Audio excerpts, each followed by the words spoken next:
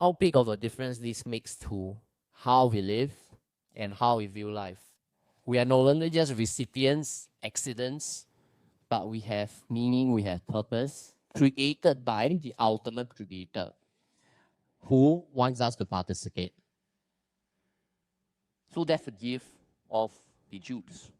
What about the gift of the Christians? Historians have documented that the values of human rights, tolerance, social justice, and racial reconciliation are the legacy of the Christian faith. Not some secular enlightenment I use. For all the flaws, the Christian church has played an important part in bringing huge benefits to civilization. This impact has often been inspired by devotion to Christ, which overflows to love for one's neighbor to the glory of God. Now, we're not saying that Christians have not disappointed and done really bad stuff. Okay, we have. But by and large, if we look at the overall stroke of history, I think it's fair to say that Christians have done overwhelmingly more good than bad. So let's look at some of these goods. Okay, I will try to quote specific names that Paul Copan writes, but I don't know all of them. But maybe you do, so I'll quote them. If I butcher that name, also please forgive me. Okay, first, Christians were heavily involved in eradicating slavery. Right? Contrary to the topic of whether God endorses slavery in the Old Testament, we know that the suggestions of the Old Testament laws tell us that's not ideal actually. And so that's the value that believers held onto, which led to the eradicating of slavery. As the Christian faith spread into the barbarian Europe after the fall of Rome, the practice of slavery actually dwindled. Slavery virtually died out in Europe by the Middle Ages, when Europe was well Christianized. Later slavery came back again. But it went away firstly because of Christians, and when slavery reappeared, there was very strong opposition again from the Christians. You might have heard of Richard Baxter, John Wesley, William Wilberforce. Christians. The opposing of infanticide and rescuing infants from exposure, also largely Christian. The concept of infanticide, getting rid of your babies because they are imperfect, they have issues at birth, or maybe because you have a preference for a certain gender, right? This concept was common among Greeks and Romans, but outlawed in the 4th century under the influence of Christians. Eliminating gladiatorial games, gladiator, was a fun pastime, but extremely cruel. And so that was eliminated because humans have intrinsic value. We're not just slaves for gains. And so it was outlawed in the late 4th century in the East and early 5th century in the West. The building of hospitals and hospices. Unlike Greeks and Romans, look, if you look at the world without a creator or no intrinsic value, human rights, human beings are just objects. If someone is already dying, you don't spend resources taking care of them. But if they have genuine value and rights, you look at things very differently. The early Christians were concerned about healthcare, looking after the sick and the dying. And once the Christian faith became official, this ministry extended. The Council of Nicaea in AD 325, they commissioned bishops to establish hospice care in every city where a church building existed. And the first hospital was built under St. Faisal in Caesarea, year 369. And by the Middle Ages, hospitals existed throughout Europe. right? So think about healthcare. It is at the core a Christian concept.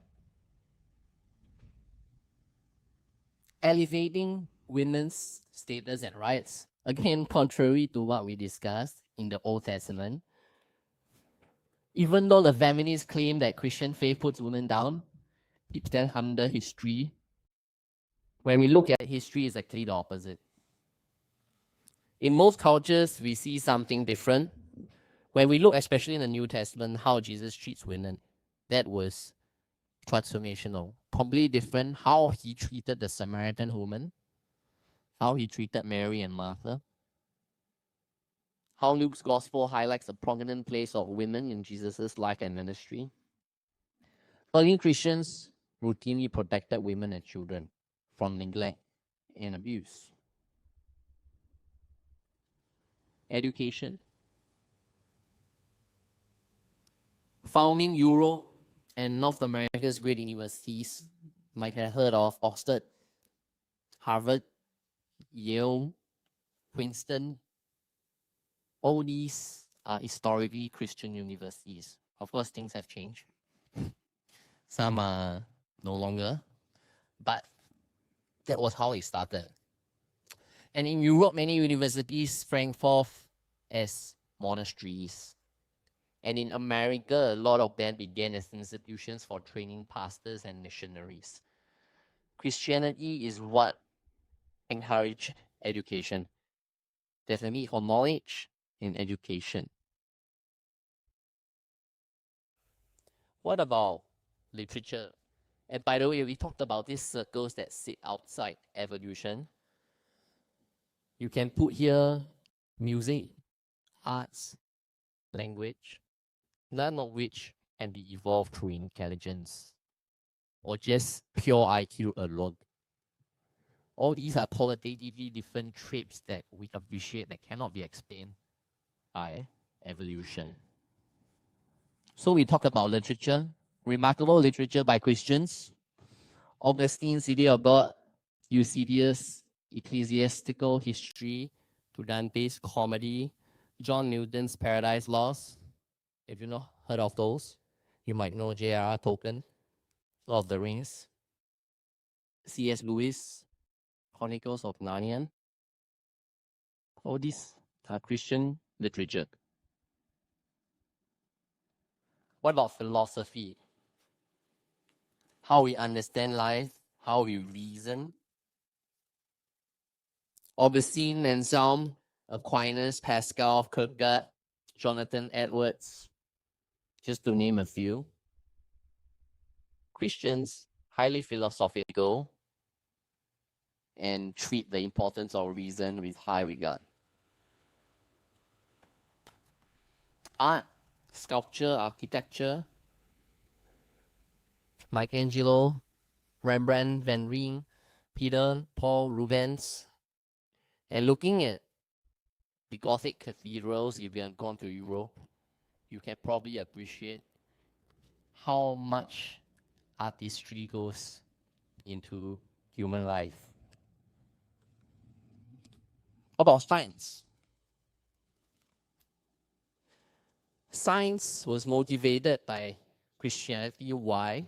Because when we know that the universe had a creator, that the universe is predictable, and that God gives us the capability to understand and comprehend these predictabilities, that gives us motivation to discover.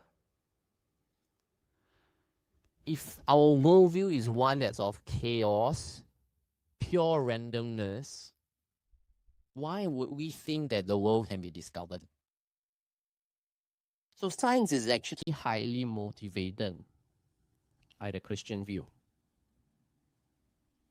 You have Isaac Newton, you have Galileo Galilei, you have Copernicus, you have Kepler, you have Faraday, Kelvin, Boyle, and many others.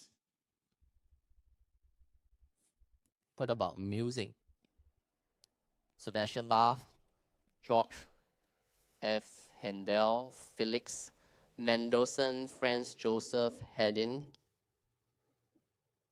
I don't know most of them, but maybe you do.